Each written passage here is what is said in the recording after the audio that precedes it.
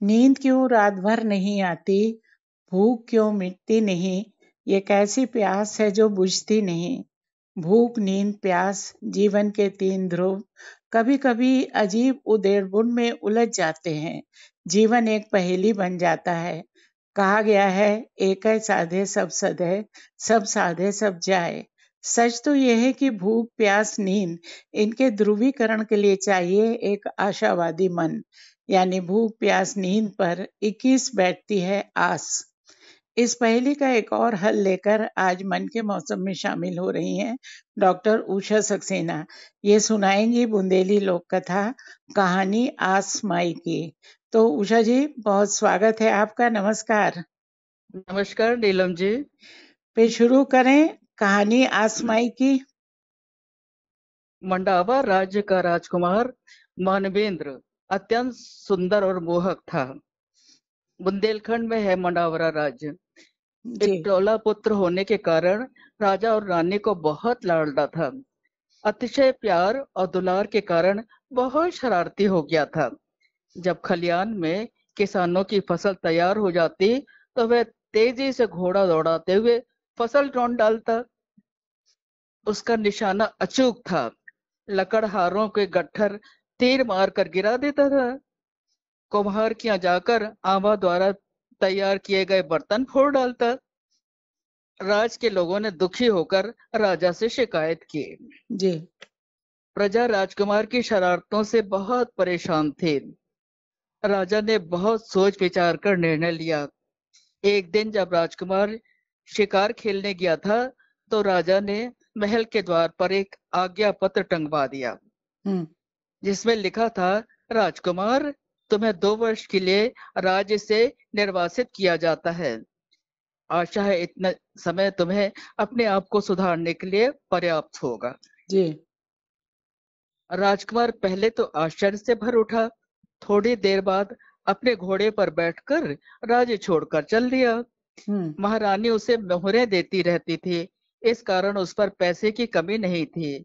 हाँ, स्वाभिमान अवश्य आहत हुआ था। जी। चलते चलते राजकुमार घनघोर जंगल में पहुंचा। वहां उसके हाथ से चाबुक गिर गया। हम्म। चाबुक उठाने के बाद वह घोड़े पर बैठ गया। सहसा ही देखा, सामने 4 वृद्ध स्त्रियां बैठी हैं। वे अच्छा। आपस में हाँ, हम्म। वे आपस में बहस कर रही हैं कि राजकुमार ने उन्हें प्रणाम किया है। हर वृद्धा अपने आप को महान समझती थी। हम्म। उन्होंने सोचा, राजकुमार से ही पूछा जाए कि उसने किसको प्रणाम किया है। जी। पूछने पर राजकुमार ने उत्तर दिया, आप लोगों में जो सबसे बड़ी हैं, मैंने उन्हीं को प्रणाम किया है। हम्म। वे बोली, अवस्था में हम सब बराबर हैं। लो। हम्म। राजकुमार ने कहा, फिर तो आपको अपना परिचय देना होगा, तभी मैं बता सकूंगा कि मैंने किसको प्रणाम किया है। जी। पहली स्त्री ने अपना परिचय देते हुए कहा, मेरा नाम भूख माई है। अच्छा। हाँ, राजकुमार बोला, भूख माई? भूख तो 56 प्रकार के भोजन से भी मिट जाती है, और रूखा सूखा कंदमूल फल खाकर भी। मैंने तुम्हें प्रणाम नहीं किया माई। हम्म। दूसरी स्त्री का नाम प्यास माई था। अच्छा। राजकुमार ने कहा, प्यास तो सोने की झाड़ी के गंगा जल से भी बुझ जाती है, और तालाब के जल से भी। हम्म। तुम्हें भी मैंने प्रणाम नहीं किया माई। हम्म। तीसरी स्त्री ने अपना परिचय देते हुए कहा, राजकुमार, मेरा नाम नींद माई है, हम्म। जिसके जीवन में बहुत जरूरत होती है। हम्म। राजकुमार ने कहा, माई, नींद को भी रोका जा सकता है। नींद मखमली गद्दे पर भी आ जाती है, और ककरीली पथरीली जमीन पर भी। तुम्हें भला मैं कैसे प्रणाम कर सकता हूँ। चौथी स्त्री ने कहा, मेरा नाम आसमाई है। अच्छा। राजकुमार ने एक बार पुनः आस माई को प्रणाम करते हुए कहा, वाह माई, आशा ही तो जीवन है। हम्म। आशा के बल पर ही तो मनुष्य जीवन में उन्नति कर सकता है। हे आस माई, मैंने तुम्हें ही प्रणाम किया था। हम्म। अब राजकुमार की बात सुनकर आस माई बहुत खुश हुई। हम्म। उन्होंने उसे ढेरों आशीष दी, और हम्म। 4 कौड़ियां भी दी। अच्छा। वे राजकुमार से बोली, हे हम्म। राजकुमार, तुम आशावादी हो, ये जानकर मुझे खुशी हुई। ये कौड़ियां जब तक तुम्हारे पास रहेंगी, तुम्हें कोई युद्ध में, जुए में नहीं हरा सकेगा। हम्म। जीवन में जो तुम चाहोगे तुम्हें मिलेगा। फिर क्या हुआ? राजकु फिर राजकुमार ने उनके चरण स्पर्श किए, कौड़ियां लेकर आगे चला। हम्म। चलते चलते एक राजा के राज में पहुंचा। हम्म। उसका घोड़ा प्यासा था। वहां नदी के घाट पर जब घोड़े को पानी पिलाने लगा तो एक धोबी ने रोक दिया। हम्म। धोबी राजघराने के कपड़े धो रहा था। उसने शर्त रखी, राजकुमार, पहले मेरे साथ जुआ खेलो। अरे।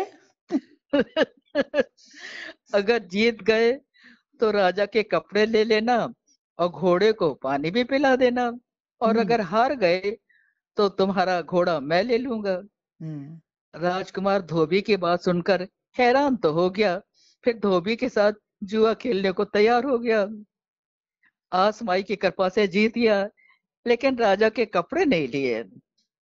घोड़े को पानी पिलाया और धोबी से पूछा, तुम्हें जुआ खेलने का शौक कब से हो गया? हम्म। धोबी ने बताया, इस राज्य के राजा को जुआ खेलने की लत है। ले भाई। इसके लिए मैं ऊंच नीच, जाति पाति किसी बंधन को नहीं मानता। कोई भी होना चाहिए। वैसे राजा जुए खेलने में इतना निपुण है कि उसे कोई हरा नहीं सकता। हम्म। राजकुमार ने कहा, फिर तो हम राजा के साथ जुआ जरूर खेलेंगे। हो सकता है हम ही जीत जाएं। हम्म। बात राजा के कानों तक पहुंची। हम्म। राजा ने राजकुमार को जुआ खेलने के लिए आमंत्रित किया। राजकुमार को तो आसमाई का आशीर्वाद था और उनकी दी हुई कौड़ियां भी उसके पास थी। उसे अपने जीत का पूरा विश्वास था। हम्म। खेल प्रारंभ हुआ। राजा खेल में अपना राजपाट, धन दौलत सब कुछ हार गए। अरे लो। ये देखकर दरबारियों को बहुत क्रोध आया। उन्होंने राजा को सलाह दी, इस व्यक्ति को मरवा देना ही उचित है। हम्म। तभी एक वृद्ध मंत्री को राजकुमार पर तरस आ गया। हम्म। उसने कहा, मरवाने की क्या जरूरत है? देखते नहीं कितना सुंदर है और कितना गुणी। मुझे तो किसी अच्छे परिवार का लगता है। राजकुमारी के साथ इसका ब्याह कर दिया जाए तो यह भी राज परिवार का हो जाएगा। हम्म। राजा ने राजकुमार का ब्याह राजकुमारी के साथ कर दिया। राजसी वेशभूषा में राजकुमार का रूप खिल उठा। राज परिवार के नियम तो वो जानता ही था। राजकुमारी ऐसे सुंदर पति को पाकर अत्यंत प्रसन्न हुई। हम्म। राजा ने महल में दोनों के रहने की व्यवस्था कर दी। जी। एक दिन राजकुमार ने देखा, राजकुमारी ने कमरे के एक कोने में गुड़िया बनाकर रखी थी और हम्म। रोज सुबह उठकर उसके पैर छूती थी। वो क्यों? राजकुमार ने उससे पूछा, गुड़िया के पैर क्यों छूती है? हम्म। उसने उत्तर दिया, क्या बताऊं स्वामी, मेरी सास ननद होती तो मैं गुड़िया के चरण स्पर्श नहीं करती। अच्छा, प्रतीक हाँ, रूप में उनके चरण स्पर्श कर। हाँ, हाँ, मतलब उन्हें सास ननद समझ के चरण स्पर्श करती। हम्म। भला किस बहू की इच्छा नहीं होती कि उसे अपने ससुराल वालों का आशीर्वाद प्राप्त हो। हम्म। राजकुमार ने उस दिन उसे अपना परिचय देते हुए बताया कि उसका तो भरा पूरा परिवार है। हम्म। शरारतों के कारण उसे निर्वासन का दंड मिला था। वैसे भी अब उसकी अवधि पूरी हो चुकी है। राजा रानी ने सुना तो उनके तो हर्ष की सीमा ही नहीं रही। हम्म। उन्होंने धन दौलत, हाथी घोड़े सहित राजकुमारी की विदा की। हम्म।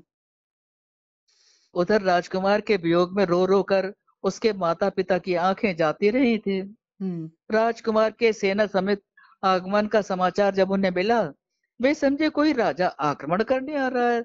अरे वे वाह। अ, वे सुलह करने पहुंचे। हम्म। राजकुमार ने तुरंत उतरकर अपने माता पिता के चरण स्पर्श किए और राजकुमारी ने भी पति का अनुसरण किया। आसमाई की कृपा से राजा रानी की आंखों की ज्योति वापस आ गई। उन्होंने अपने पुत्र वधू को बहुत प्यार किया और सम्मान पूर्वक महल में ले गए। आसमाई की कृपा से मंडावरा राज में खुशहाली छा गई। बहुत नए ढंग का ताना बाना है। नींद, भूख, प्यास और आसमाई का। ये राजकुमार मानवेंद्र का विवेक था उषा जी, जिसने आसमाई को प्रणाम किया हाँ हाँ और हाँ उन्होंने उसके सभी बंद दरवाजे खोल दिए। और बहुत ही भावुक प्रसंग भी है इसके अंदर, जब राजकुमारी गुड़िया गुड्डो में अपनी ससुराल हम्म के रिश्ते तलाशती है। हम्म। चलिए, आसमाई के जयकारे के साथ हम आपकी कल्पना को भी धन्यवाद देते हैं, और मन के मौसम में शामिल होने के लिए उषा जी बहुत आभार, बहुत धन्यवाद। नमस्कार, आपको भी बहुत बहुत धन्यवाद नीलम जी, आपने इतने स्नेह से होने आमंत्रित हमें किया अपने कार्यक्रम में। नमस्कार। नमस्कार।